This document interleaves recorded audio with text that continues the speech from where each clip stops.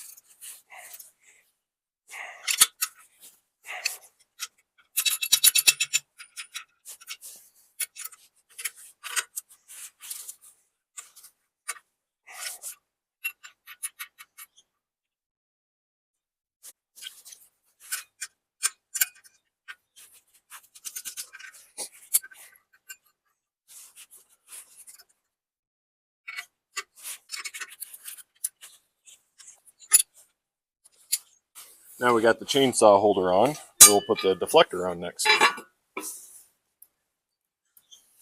And this will go on the top side of that orange flange.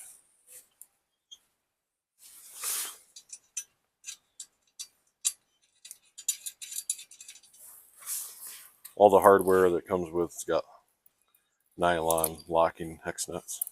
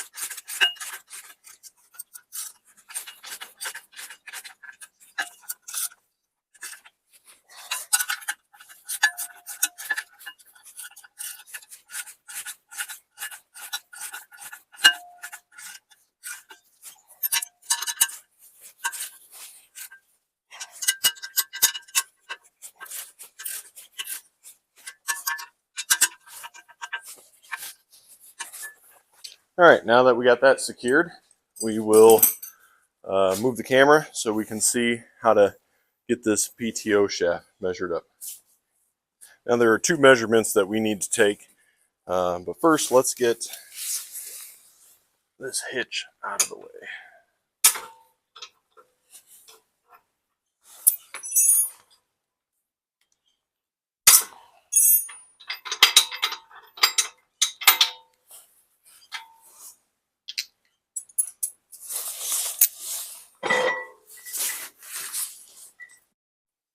So we need to get this PTO level with the shaft on the tractor.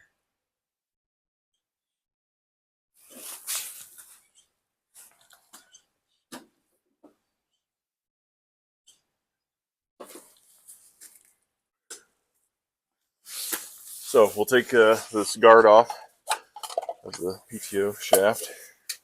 And what we want to do is get the first measurement, which is known as measurement A. And what that's going to be is there's a groove on this shaft and there's a groove on that shaft. So we want to take a measurement from groove to groove.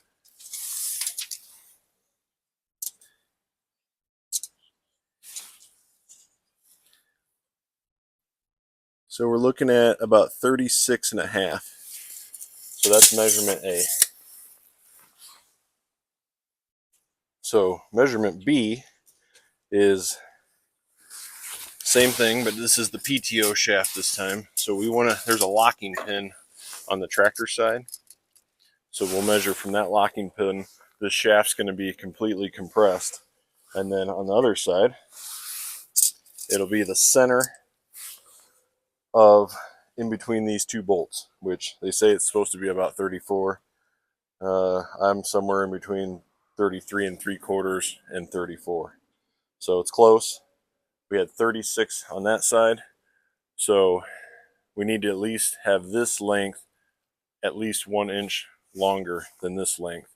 If that's the case, we don't have to trim it down. So we have about somewhere between 2 and 2 1/4. So we're good. We don't have to trim this down.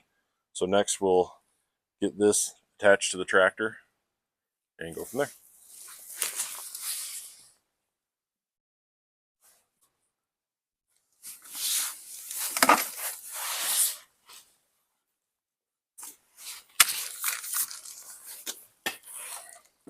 So we'll get this PTO shaft pulled apart because it's going to be too much to do it all in one shot.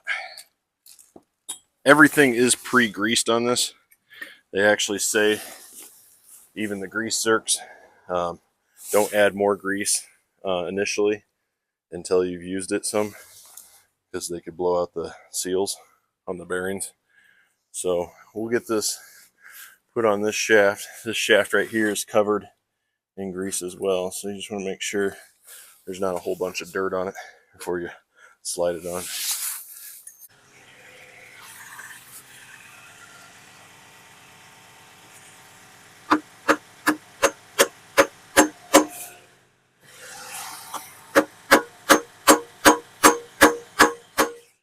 Alright, so I'm back. That was a struggle to get that side of the shaft on. It was machined really tight, and the shaft did not want to go on, so I literally had to beat it. Now, one thing I did note, that there's 2 bolts. It appears like those bolts would not need to come out, but if you don't take them out, you're not going to be able to get the shaft all the way on.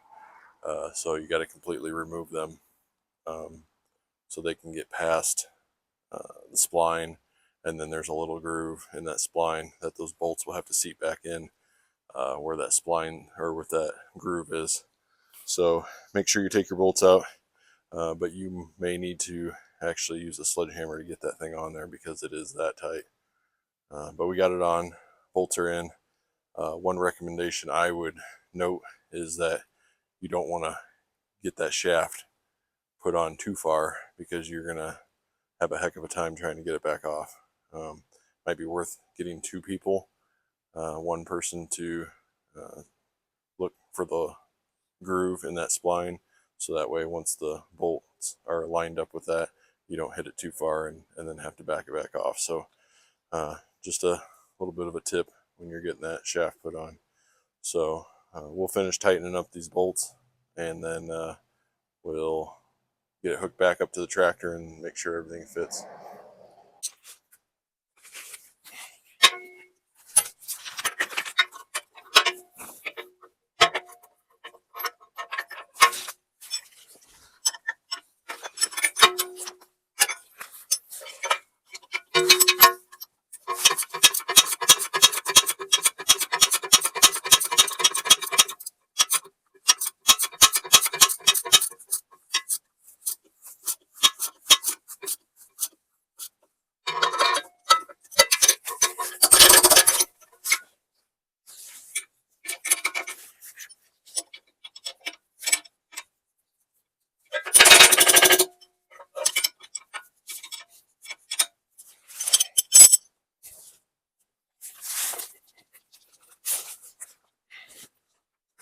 So we ran out of daylight, so we're going to finish putting this PTO shaft together and get it connected back to the tractor.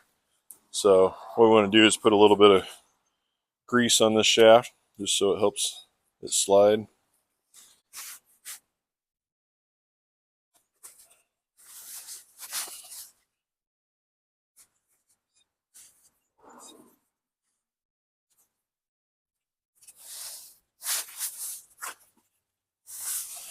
And it should slide right in.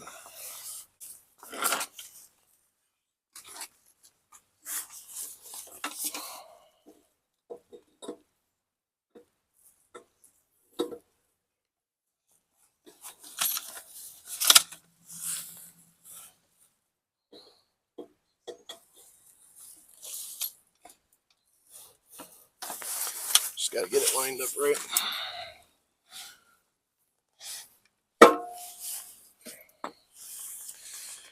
Now we'll back the tractor up and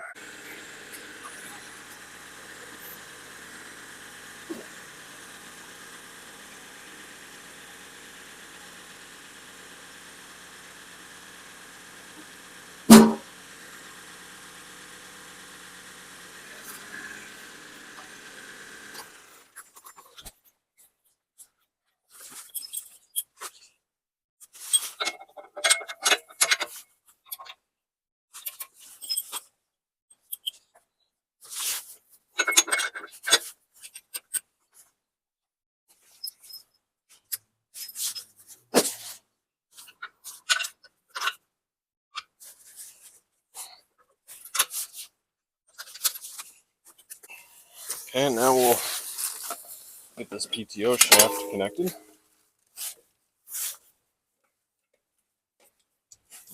May have to raise it up a little bit so we can spin it.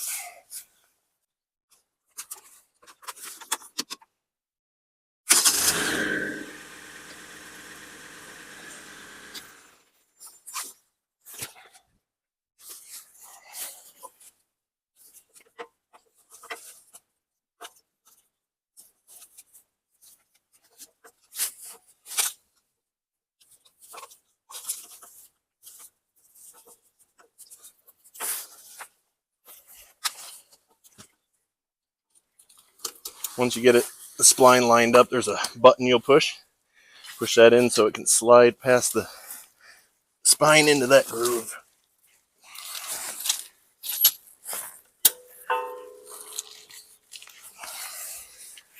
Maybe need to raise it up just a touch more just so it's level.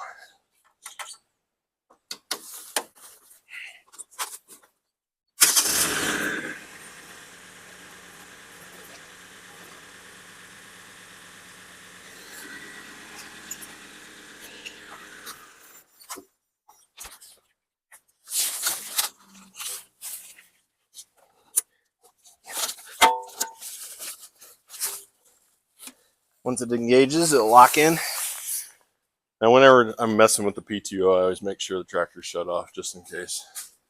Even though the PTO is not engaged, it's not worth taking the chance. Alright, so then you have the chains on each side of the PTO shaft. This just keeps the plastic guard from spinning. So you'll just take the bags off and then find a place you can connect them to.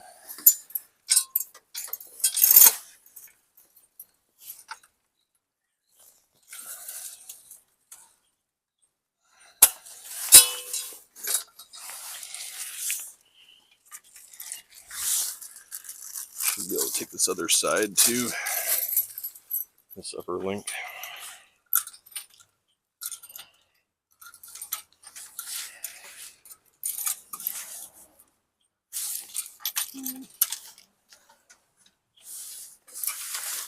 Take it over here.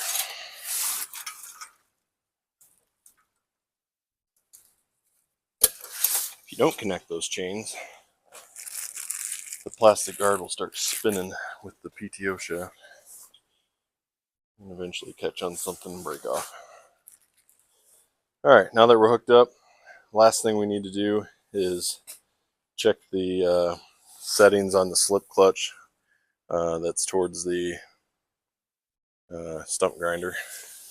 So to do that, we'll need a caliper. So let me grab that and then we'll come back and do that. We pulled into the garage, started to rain, so now we'll properly set the spring height for the slip clutch. There's a chart that they provide you in the manual, and it's based off the PTO horsepower, and then we set the spring height to that horsepower. So again, this is connecting to a 35 horse Bobcat tractor. The PTO horsepower is 30 horsepower. So we will be at 1.24 inches or 31.4 millimeters. So let's get the camera set up and we'll get these tightened to the correct height.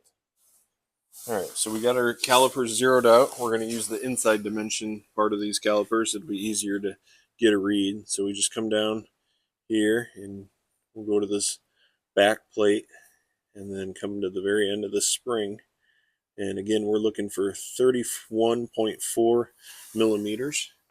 And right now we're at about 28.6. So we need to loosen that up a little bit. And we can try another spring here. We'll do this one right here. So this one measures about 29.5. So looks like each one of these is going to need to be adjusted a little bit. So we'll just go through one of these at a time and adjust it as we go.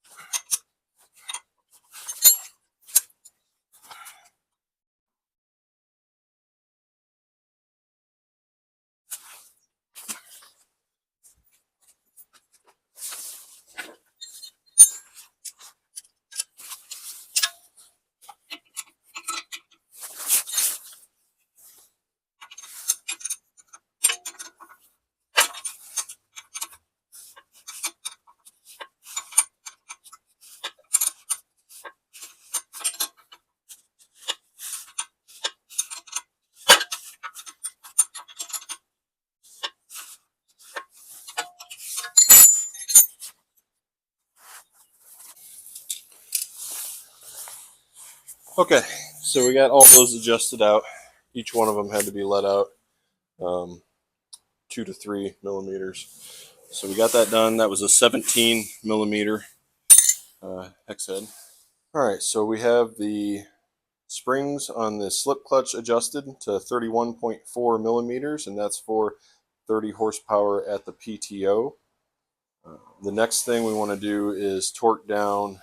There are 4 bolts that hold on the bearings. If you can see them down there, the bearing of that stump grinder wheel. So there's 4 right there on that bearing. And then on this side, there is 4 more bolts. So we want to torque those down to the correct value.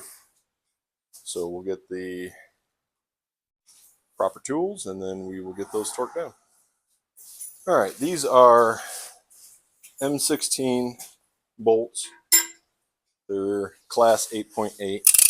So we're going to set our torque wrench to about 150 pounds, 160 pounds, foot-pounds, and get these torqued. Doesn't actually give a torque rating in the book other than the bolts down here, which are at 160 pounds. So we'll torque those also.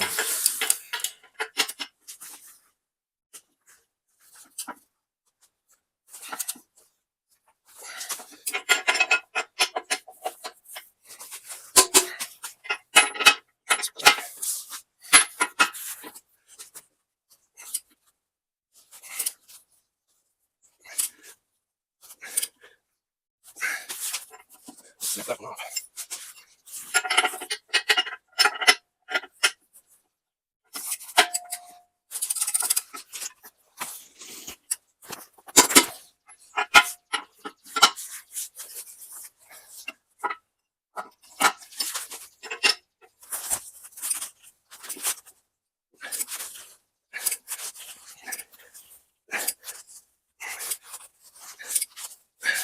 That one is not going.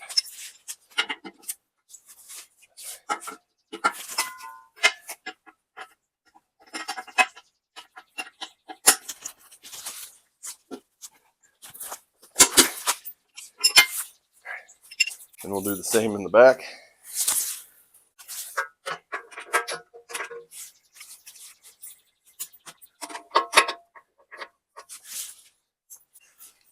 Deep well wouldn't fit in there.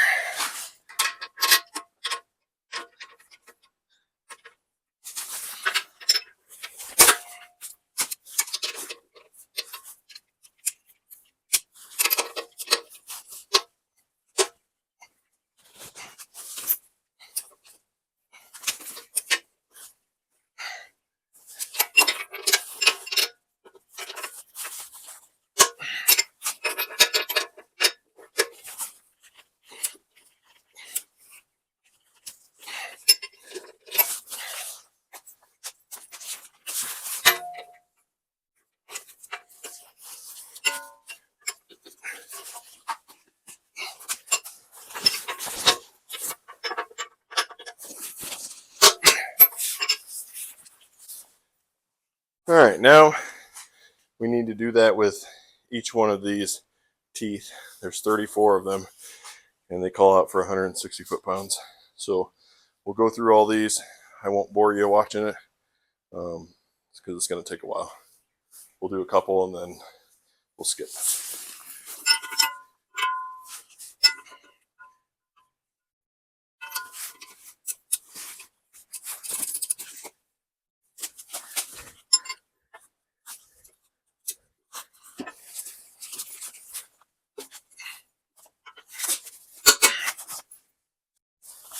And what you're going to want to do is mark these because you'll end up losing track of where you left off. Just going to mark where I start with a little piece of blue painter's tape.